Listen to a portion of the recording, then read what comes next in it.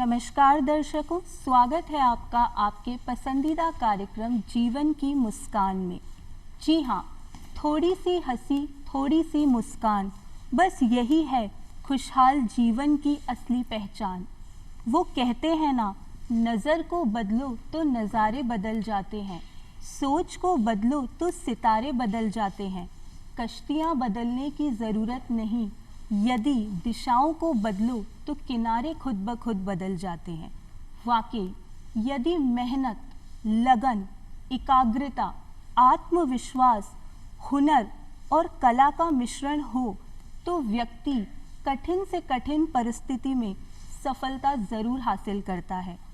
आज हमारे साथ हमारे स्टूडियो में एक ऐसे ही व्यक्तित्व मौजूद हैं जिन्होंने निरंतर मेहनत, लगन से और हुनर के साथ अपनी कला को निखारा और उसे उभारा और जीवन जीने का साधन भी बनाया। आप हैं श्रीमती सुशीला कंवर जी। आप अनुपयोगी वस्तुओं से उपयोगी हुनर बनाती हैं। बहुत बहुत स्वागत है सुशीला जी आपका। नमस्ते जी। नमस्ते जी। मैं एक राजस्थानी महिला हूँ, हुनरमंद महिला हूँ जी, और एक पत्नी भी हूँ, बेटी भी हूँ, बहन भी हूँ, माँ भी हूँ और एक गृहिणी भी हूँ।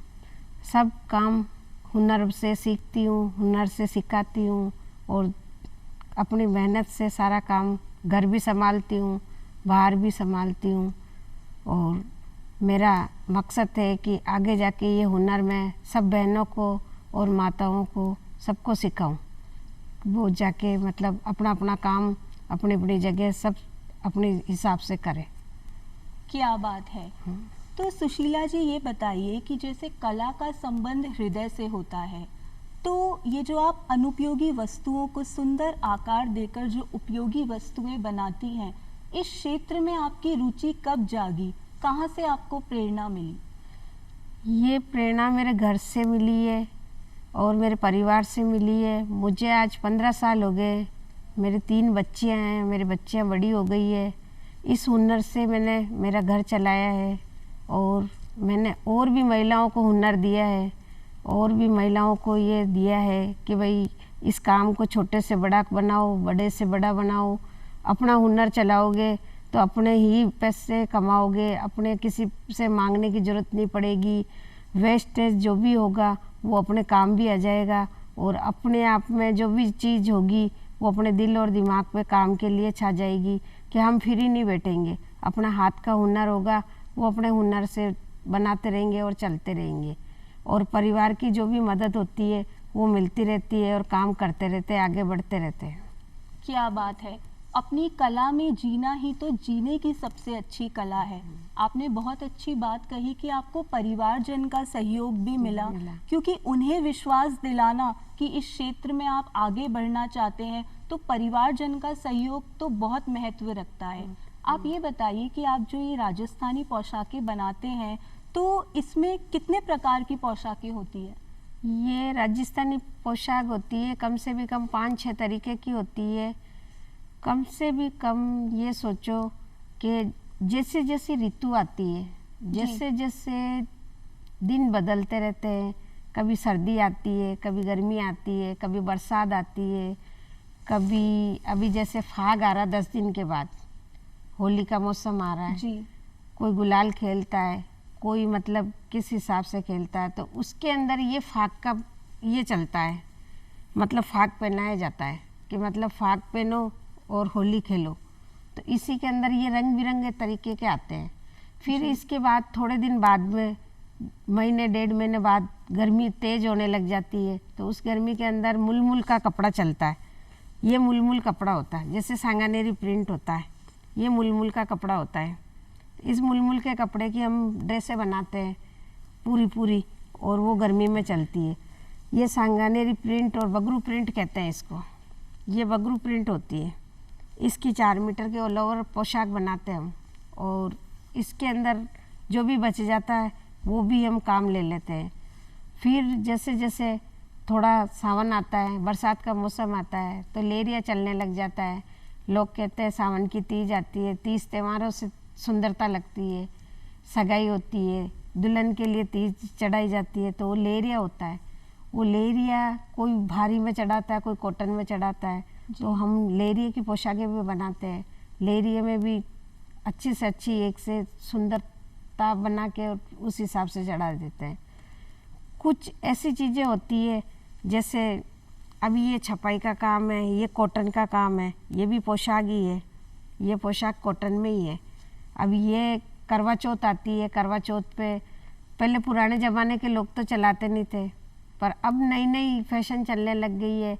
सास बहू को दे रही है, पति पत्नी को दे रहा है, तो वो हर जैसे जैसे चेंज आ रहा है वो चेंज अलग अलग तरीके का हो रहे हैं। तो हम वैसे वैसे नई नई तरीके की चीज़ें निकालते जा रहे हैं और बनाते जा रहे हैं। अब भी चल रहा है शादियों का सीजन, अभी बहुत ज़्यादा चल रहा है, तो ये चल रही है पोशाकें, भारी वाली पोशाकें, इसको कहते हैं शादी की पोशाकें, राजपूती पोशाकें होती है ये। तो अभी ये चल रहा है, तो हम इसको बहुत ज़्यादा फैशन के अंदर लेके आ रहे हैं और चल ही रही है। अरे वाह, आपने बहुत अच्छी बात बताई। तो सुशीला जी ये बताइए, आप जो पोशाकें बनाती हैं इनमें तो कपड़ा भी बचता होगा, गोटा वगैरह भी बचता होगा, तो इसे आप अन्य कौन सी चीज़ें बनाने में काम में लेती हैं? जैसे मेरी बहन है, मेरी माताएं, कई जनी घर पे फ्री बैठी रहती है जी। घर का काम भी हो जाता है, हम उसके बाद में कोई काम नहीं करते, बच्चे स्कूल चले जाते हैं, कोई पति काम पे चला जाता है, उसके बाद क्या करें। तो उसके बाद उनको मैं बुलाती हूँ, उनको काम सिखाती हूँ कि भाई काम सीखो। काम सीखने से ही आगे बढ़ता है। जैसे छोटा कपड़ा बच जाता है कॉटन के अंदर, तो माताओं और बहनों को मैं ये कहती हूँ, ये लड्डू गोपाल की पोशाक होती है, इसकी कटिंग करके हाथ से बनती है, ये हाथ से बना के, और ये लेस गोटा का जो भी टुकड़ा होता है ये बच जाता है जी। ये इसके ऊपर ऐसे चारों तरफ हाथ से लगाते हैं, अपन हाथ से लगा कर इसको बनाते हैं, ये लड्डू गोपाल की पोशाक हो जाती है। फिर जिससे इससे ज़्यादा बड़ा बच जाता है, तो हम जैसे पार्वती होती है, माता जी होती है, और कोई बड़ी देवी होती है, तो उनके लिए हम ऐसे गोटा लेस लगा के इनके ये तैयार कर देते हैं। फिर कुछ ऐसी चीज़ें आ जाती है, जैसे अपने छोटे बच्चे पैदा होते हैं जी। तो गर्मी हो जाती है, तो कहते हैं आजकल तो फैशन के अंदर चलते हैं, पर पुराने ज़माना तो वैसे ही चलता रहता है। तो हम कुछ महिलाओं को ये शिक्षा देते हैं कि घर में टोपी बनाओ, तो वो बच्चों के लिए छोटे छोटे टोपे बनाती है कपड़े से सिल के, तो उस कपड़े की ये टोपी बना के हम बच्चों को पहनाते हैं, बहुत सुंदर लगती है और गर्मी भी नहीं लगती है, ना पसीना आता है सिर पे। इससे ऐसा लगता है जैसे कोई बच्चा अच्छा महसूस कर रहा है, इसीलिए। और जैसे गोटा बच जाता है जी।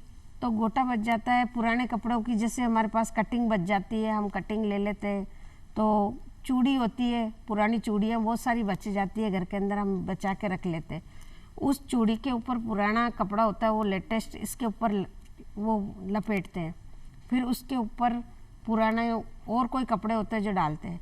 फिर जैसे ज़्यादा गोटा बच जाता है, जैसे ये चौड़ी वाली लेस होती है, इसको पूरी को इसको ऐसे लगाते हैं, लगा के इसको पूरी को बनाते हैं। इसको कहते हैं मारवाड़ी में ईडानी। ईडानी। ईडानी कहते हैं। ये ईडानी सब जगह काम आती है, जैसे शादी होती है, कलश में काम आती है जी। ये जैसे कोई अभी ये निकलती है, क्या कहते हैं, यात्रा निकल रही है, कलश यात्रा निकल रही है, हर चीज़ में इसको काम लेते हैं। तो ये गोटा इसीलिए काम आता है। क्या बात है, बहुत अच्छा लगा। तो अमूमन जो लोग वस्तुएं बाहर फेंक देते हैं, उनका आप सदुपयोग करके आकार देकर इतनी सुंदर चीज़ें बनाती हैं, तो इसके लिए क्या कोई विशेष शिक्षा की ज़रूरत होती है, कोई ट्रेनिंग की? आपने ये सब कहाँ से सीखा? मैंने ये मेरे परिवार से ही सीखा है और कुछ दिमाग से सीखा है। ना इसमें पढ़ाई की ज़रूरत होती है, ना इसकी कोई ट्रेनिंग की ज़रूरत होती है, ना इसके अंदर किसी का कुछ होता है। इसके अंदर एक रुचि होती है, इंसान की सोच होती है कि मुझे क्या करना है, मुझे क्या सीखना है। मतलब एक जज्बा होता है इंसान को। जैसे रसोई किचन में जाते हैं अपन, पापड़ लेके आते हैं, पॉलीथीन होती है, वो पॉलीथीन काट के निकाल देते हैं उसको जी। तो कई जने फेंक देते हैं, मैं फेंकती नहीं हूँ, उसको धो के और सुखा देती हूँ। सुखाने के बाद में जैसे उसको साफ करके वापस रख देती हूँ। जैसे इस कपड़ों की कटिंग होती है बारीक बारीक, वो उसके पॉलीथीन के अंदर भर देती हूँ। भरने के बाद में जो कटिंग होती है कपड़ों की, वो चारों तरफ सिलाई कर देती हूँ ऐसे। सिलाई करने के बाद में जो छोटे छोटे कपड़े होते हैं, उनके माताओं और बहनों को मैं ये कहती हूँ कि इनको सजाओ बाहर से। तो ये देखो, ये सजाती है। फिर इसके लगाने के लिए कोई नीम है, पीपल है, उसकी डंडी तोड़ के लेके आती हूँ और उसके कपड़े से ये सिलाई करवाती हूँ जी। फिर इसको कहते हैं पंखी। क्या बात। पंखा तो देता है गर्म हवा, ये देती है ठंडी हवा। तो ये गर्मी के अंदर बहुत काम आती है, तो इसीलिए लोग इसको बहुत पसंद करते हैं। कहते हैं कि ये बाहर फेंकने की चीज़ नहीं है, ये काम की चीज़ है। क्या बात है सुशीला जी। वो कहते हैं ना, नियमित रूप से अपनी कला को निखारते रहना ही ये कलाकार की असली पहचान है। तो ये बताइए, आप इतनी चीज़ें बनाती है, इसमें कई मतलब खूब मेहनत लगती है, आप अपना समय देती हैं, तो इससे आपको कुछ फ़ायदा भी होता है? हाँ, मुझे फ़ायदा भी होता है और अपनी रुचि भी बढ़ती है जी। 4 पैसे भी मिलते हैं और घर में एक खुशहाली भी आती है। जैसे मेरी बेटियां बड़ी हो गई है, तो आज उनका हर चीज़ का मैं ध्यान भी रखती हूँ और घर भी चलाती हूँ, और मुझे किसी की मदद करने की भी होती है तो वो भी कर लेती हूँ, और आगे से आगे मेरे को किसी को काम देने की भी होती है तो मैं वो भी देती हूँ। जैसे अभी मैंने एक महिला को चुना है कि भाई आप क्या काम करना चाहती हो, तो उसने कहा मेरे पास कुछ भी नहीं है करने के लिए, तो मैंने उसको गोटा मेरे पैसे से ख़रीद के दिया है और उसने मेरे को ये फूल बना के दिए। बोले मैं ये फूल बना के दिया, तो अब मैं ये फूल उसमें लगाऊंगी ओढ़नी में और उस महिला को काम दूंगी, तब वो महिला ये कहेगी मेरे को कि हाँ मुझे लिए मदद तो की है, बहुत अच्छी की है। ये देखो जी, ये उस महिला ने बना के दिया मेरे को। बहुत सुंदर। तो इससे जज्बा मेरा भी बढ़ा और उसका भी बढ़ा। जी। तो जो भी घर पे बैठी है महिला है, तो मैं तो उनको यही कहना चाहती हूँ कि आगे बढ़ के कोई भी काम करो, ऐसा काम करो जो दुनिया में अपना खुद का भी रुचि बढ़े और कोई दूसरों को भी प्रेरणा मिले। जी बिल्कुल। इसीलिए तो आप तो एक कुशल महिला हैं, गृहिणी होने के साथ साथ आप काम काज भी करती हैं। तो जो ग्रामीण क्षेत्र की महिलाएं हैं या शहरी क्षेत्र की जो घर पर बैठी हैं, वे अगर शुरुआत करना चाहें काम की, जैसे कोई नौकरी की तलाश में बच्चियां होती हैं जिन्हें नौकरी नहीं लग पाती है, वे इस तरह का कोई काम करना चाहें, तो आप उन्हें क्या कहना चाहेंगी, कहाँ से शुरुआत करें? मैं तो ये कहना चाहती हूँ कि देखो, कोई ज़रूरी नहीं है कि आप इस कपड़े से ही स्टार्ट करो। ये नहीं होता है कि अपन पैसा खर्च करने से ही कोई काम स्टार्ट होता है। जैसे कोई छोटा मोटा कोई भी चीज़ ऐसी हो उस पर स्टार्ट करो। अभी जैसे मेरे पास छोटे छोटे टुकड़े बच गए, जैसे अभी सर्दी का मौसम चल रहा है तो छोटे टुकड़े बच जाते हैं। जैसे वेलवेट का कपड़ा पोशाक बनाते हैं तो उसमें छोटे टुकड़े बच जाते हैं। एक लेडीज़ ने काम स्टार्ट किया है, ये देखो, उसने बोला मुझे छोटे टुकड़े दे दो और मुझे ये बेल्ट दे दो, तो मैंने उसको दिया, तो उसने ये बैग बनाने का काम स्टार्ट किया है। तो अब उसकी काम की भी रुचि बढ़ी है और ये कपड़ा भी काम आ गया जी। और ना उसका पैसा लगा और ना उसमें कोई उसकी चीज़ है। अभी ये मार्केट में जब जाएगा बिकने के लिए, ये 50 का भी बिकेगा, 100 का भी बिकेगा और 60 का भी बिकेगा। तो इससे क्या होता है कि जैसे कोई चीज़ आगे से आगे बढ़ती है। अब जैसे हम भारी पोशाक बनाते हैं जी, उसके अंदर जैसे कपड़ा बचता है, तो उस कपड़े के अंदर हम ये बैग बनाते हैं। तो शादियाँ जैसे चल रही है अभी जी, महिला संगीत होता है, बहन भाई के लिए प्राइज बांटती है, महिला संगीत में लेडीज़ को देते हैं। तो आजकल हम ये क्या है, ये पर्स बना कर गिफ्ट में देते हैं, तो हमें तो 4 पैसे मिलते ही हैं। तो महिलाओं को, घर बेटियों को ये काम मिलेगा कि भाई हमारे को उनके घर में ये कपड़े मिलेंगे, हर महिला को मिलेंगे कि आधा मीटर थोड़ा बहुत कपड़ा तो किसी किसी को मिलेगा ही मिलेगा। तो घर बैठ के ये ऐसा काम स्टार्ट करो जो खुद को भी हुनर मिले जी, और पास वाला भी सीखे और अपने घर की भी वो दो आमदनी चालू हो। बिल्कुल बिल्कुल। इसीलिए आपके जज्बे का क्या कहना, मतलब आपको कहाँ से प्रेरणा मिलती है? जैसे कला की कला उभर रही है, हुनर निखर के आ रहा है और साथ ही आजीविका चलाने के लिए, रोजगार भी, जीवन व्यापन के लिए आपको प्रेरणा कहाँ से मिलती है हर दिन कुछ नया सोचने की, हर दिन कुछ नया करने की? देखो, मैं बाहर भी निकलती हूँ, घर से भी मिलती हूँ। अब बेटियाँ बड़ी हो गई है, वो भी कुछ बताती रहती है। मैं बाहर टीवी से भी देखती रहती हूँ, कुछ अपना दिमाग भी यूज करती हूँ कि जैसे जैसे अब जैसे ये कपड़ा है, ये हमारे घर पे प्लेन पड़ा था, चद्दर का, सफ़ेद पुराने ज़माने की चद्दर पड़ी थी। तो कोई बुजुर्ग महिला है, उनको दिखता नहीं है, तो उनके पास ये ऊन के गट्टे पड़े थे। तो मैंने बोला भाई आप सुई धागा लो, सुई धागा लेके और ये ऊन से इस पर कढ़ाई कर दो। तो मैंने उनको बैग बना के दिया और उन्होंने इस पर कढ़ाई करी। तो ये कढ़ाई करने से इसकी सुंदरता बढ़ गई जी, और इसकी आमदनी भी बढ़ गई हमारी। तो इससे क्या हुआ है कि एक रोज़गार बढ़ गया। तो उनके दिमाग में ये आया कि चलो इन्होंने बनाया तो हम भी बनाएं। तो ये होता है हुनर का एक तरीका कि चाहे घर से निकालो कपड़ा, चाहे बाहर से खरीदो, काम ही तो करना है। पैसा खरीद के थोड़ी ना लगाना है कि पैसे से ही सब हुनर होता है, ऐसा नहीं होता है। बिल्कुल, यही है। हर किसी में कोई ना कोई हुनर तो होता है सुशीला जी, लेकिन कई बार उसे पूरा करने के लिए, उसे उभारने के लिए रास्ते में कई संघर्षों का भी सामना करना पड़ता है। देखा जाता है आजकल कई युवा पीढ़ी उस डर से बीच में ही अपने हुनर को छोड़ देते हैं, आगे नहीं बढ़ते हैं, वो डर जाते हैं कि कैसे पूरा होगा, क्या होगा। तो आप उन्हें क्या कहना चाहेंगी, क्योंकि जज्बा तो आप में भरपूर है, तो आप क्या प्रेरणा देना चाहेंगी?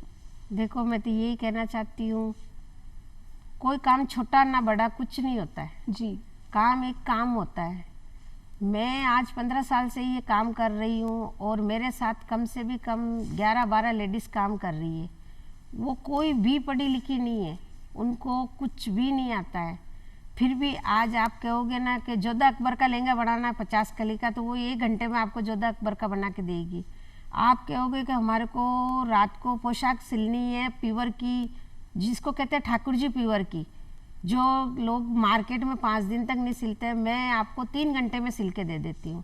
तो मैंने लेडीज़ों को ये प्रेरणा दी है कि कभी हार मत मानो, बिल्कुल, काम करने से ही होगा, जज्बा उठाने से ही होगा। ये मत सोचो कि हमारे को मतलब ये काम नहीं आ रहा है, काम तो आप करोगे जब भी तो होगा ना। तो वो सीखने से और दिमाग से चलोगे ना, तब भी आपको सब चीज़ हासिल होगी, बिल्कुल, वो चीज़ होगी। अभी जैसे नई चीज़ चली है, अभी महीना भर ही हुआ है कि कॉटन के लहंगे बनाओ, 17 कड़ी के लहंगे बनाओ। तो कोई तो लोग बना रहे हैं 15 दिन में, हम 3 घंटे में बना के दे रहे हैं। तो वो एक जज्बा है ना, हमारे अंदर जुनून है, तो वो लेडीज़ों के अंदर जुनून जाग रहा है ना, वो वाली चीज़ हो रही है। तो मैं सबको यही कहना चाहती हूँ, माताओं और बहनों को, कि देखो पैसे से काम स्टार्ट नहीं होता है। अपने घर से ही देखो कि हमारे पास क्या वेस्टेज चीज़ पड़ी है, हमारे घर से क्या सीख सकते हैं, अपने बच्चों को क्या सीख दे सकते हैं, अपनी बेटियों को क्या सीख दे सकते हैं। अपने घर में हर चीज़ मिलेगी, कोने कोने में मिलेगी, ऐसी चीज़ नहीं है जो अपने घर में नहीं मिलेगी। मैं तो आज मेरे सोफ़ा कवर है तो मैं उसको भी घर से इसी से ही बना के ले लेती हूँ। तो अपने घर से ही हुनर सीखो और दूसरों को भी दो शिक्षा कि भाई मतलब क्या चीज़ सीखना है। और आज मैं तो देख लो इस मुकाम पे खड़ी हूँ कि देखो दूसरों के लिए बिल्कुल वो खड़ी हूँ। बिल्कुल। तो इतनी रचनात्मकता, आए दिन जो इतने रचनात्मक विचार आपके अंदर आते हैं और आप इतना समय देकर काम करती हैं, और कितनी बहनें हैं जो आपसे जुड़ी हुई हैं, जो आपके साथ हाथ बटाती हैं? मेरे पास कम से कम 11 लेडीज़ काम करती है जी, 11 लेडीज़ काम करती है। 18 साल से लगा के 70 साल तक की औरत मेरे पास काम करती है। क्या बात है। अब बताओ, आप सोचो, मतलब 18 साल की बच्ची को भी मैं ये कहती हूँ कि आपने पढ़ाई कर ली कि हाँ कर ली, मैंने वो कर लिया कि हाँ मैंने कर लिया। तो उसके बाद में उसको कहती हूँ ये काम करो। उसके बाद में जो सिलाई करती है उन्होंने अलग है। और 70 साल की औरत को मैं ये कहती हूँ कि आप बैठ के ये गोटा लगाओ, ये गोटा लगा के उसके बाद में वो बैठ के ये किरण लगाती है इसके। तो मैं उनको भी खाली नहीं बैठने देती हूँ, क्योंकि वो बनाएगी, लगाएगी तो उसको रुचि आएगी, उसके पास 4 पैसे आएगी तो वो ना किसी के पास, पति के पास हाथ फैलाएगी, ना बेटे के पास हाथ फैलाएगी। तो वो उनका खुद का जज्बा अलग जगेगा, इसीलिए कहती हूँ। बिल्कुल, बहुत जी, अच्छी जी, बात जी, कही जी। आपने। लेकिन कई बार ऐसा देखा जाता है कि कितनी प्रतिभाशाली महिलाएं हैं जिनमें इतना हुनर है, इतना जज्बा है, लेकिन कोई मंच या अवसर ना मिल पाने की वजह से वे किसी बड़े स्तर पर अपनी प्रतिभा को प्रस्तुत नहीं कर पाती हैं।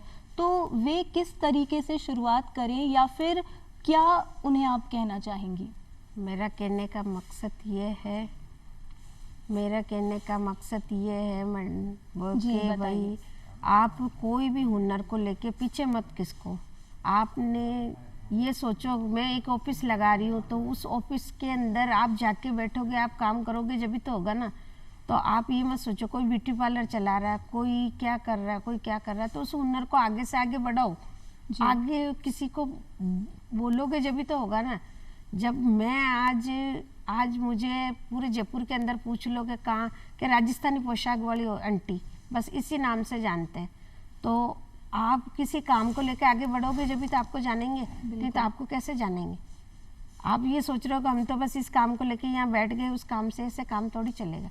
अब मैंने पोशाक से काम स्टार्ट किया था, छोटे से छोटा। तो आज मैं छोटे से पोशाक से ये पोशाक बना देती हूँ, लड्डू गोपाल की बना देती हूँ, लेस गोटा बना देती हूँ, बैग बना देती हूँ। जैसे ये कपड़ा है, अब मैं इसमें ही देख लो, अभी शाम की बात बताऊँगी। अब इसी से एक लड़की को दूंगी, ये लगा के, और ये शाम को ड्रेस तैयार कर देगी लड़की की, 12 साल की लड़की की अभी ड्रेस तैयार कर देगी। जी। तो वो स्कूल में फंक्शन है। जी। तो मैं ये कहती हूँ कि ये थोड़ी है कि छोटा से छोटा काम होता है, बड़ा से बड़ा होता है। आप अपने काम को खुद उजागर करो, बिल्कुल, खुद ही वो लोगे जब जाके आपको कुछ मिलेगी। बहुत प्रेरणा। अच्छी बात कही आपने। रुकना नहीं है, बस आगे बढ़ते जाना है। अच्छा, ये बताइए, जो प्लास्टिक के बैग्स पड़े हैं, इनके बारे में हमारे दर्शकों को बताइए, ये आपने किस तरह से बनाए? ये जैसे भी मेरे पार्सल आते हैं, मैं सामान मंगाती हूँ, मेरे जी। पार्सल आते हैं, ये उससे मैं बंद के आती है ये प्लास्टिक। जी। तो कोई तो फेंक देते हैं, मैं इसका गट्टा बना के रख देती हूँ। फिर ये क्रोशे से बनाया जाता है, जी। हाथ का क्रोशा होता है, उससे बनाया जाता है ये बैग। अब ये 5-10 साल तक कहीं भी नहीं जाएगा, ये ऐसे का ऐसा ही रहेगा। पर ये वेस्ट नहीं जानी चाहिए चीज़ें। लोग क्या करते हैं, खोलते हैं और फेंक देते हैं, खोलते हैं और जी। फेंक देते हैं। इसको फेंकना नहीं चाहिए, इन चीज़ों को क्या काम लेना चाहिए। लोग सोचते हैं तार है, क्या काम आएगा, अभी तार देखो काम आ रहा, देख लो। इसलिए कहते हैं कि हर चीज़ काम में लो। अब जैसे ये कपड़ा है, ये सांगानेर का कपड़ा है, अब मैंने इसमें कपड़ा बचाया तो ये पूरा बैग बन गया, स्कूल बैग बन गया ना, ये पूरा स्कूल में काम आ रहा है बच्चे। तो ये वही बात है ना, तो अपन खुद ही काम लेते हैं तो काम आ जाती है चीज़ें, वो वाली बात है ना। तो हुनर हर किसी में होता है, कोई ना कोई कला हर किसी में होती है, बस ज़रूरत है तो उसे पहचानने की, एक सही राह पर चलने की। अगर सही दिशा मिल जाए तो कला को उभारा जा सकता है, अपनी आजीविका चलाई जा सकती है और जीवन व्यापन किया जा सकता है। तो सुशीला जी, और आप क्या कहना चाहेंगी? मेरा कहना तो यही है कि आज जो हाथ का हुनर होता है ना, वो सबसे ज़्यादा आगे जा रहा है। जी। सबसे ज़्यादा, जैसे ऊन का हुआ, कपड़े का हुआ, कढ़ाई का हुआ, गोटे का हुआ, सबसे ज़्यादा। तो जो भी गृहिणी महिला है, गांव में, सिटी में, घर में, जो भी है, वो सबसे ज़्यादा उसी काम को आगे बढ़ाए, यही मेरा कहना है। बहुत अच्छा मैसेज दिया आपने सुशीला जी। आपसे बात करके बहुत अच्छी जानकारियाँ मिली और बहुत कुछ सीखने को मिला। वो कहते हैं ना कि कोई इतना अमीर नहीं कि अपने गुजरे हुए वक्त को वापस ला पाए, और कोई इतना गरीब नहीं जो अपने आने वाले वक्त को ना बदल पाए। तो उड़ान तो भरना है, चाहे कितनी बार गिरना क्यों ना पड़े। अपने सपनों को पूरा करना है, चाहे खुद से भी लड़ना क्यों ना पड़े। जिंदगी एक आईने की तरह है, अगर आप मुस्कुराएंगे तो जिंदगी खुद ब खुद मुस्कुरा देगी, और यही तो जीवन की मुस्कान है। आशा करती हूँ कि आज का ये कार्यक्रम आपको पसंद आया होगा। अगली बार फिर मिलेंगे, इसी वादे के साथ आप सबसे विदा लेती हूँ। धन्यवाद।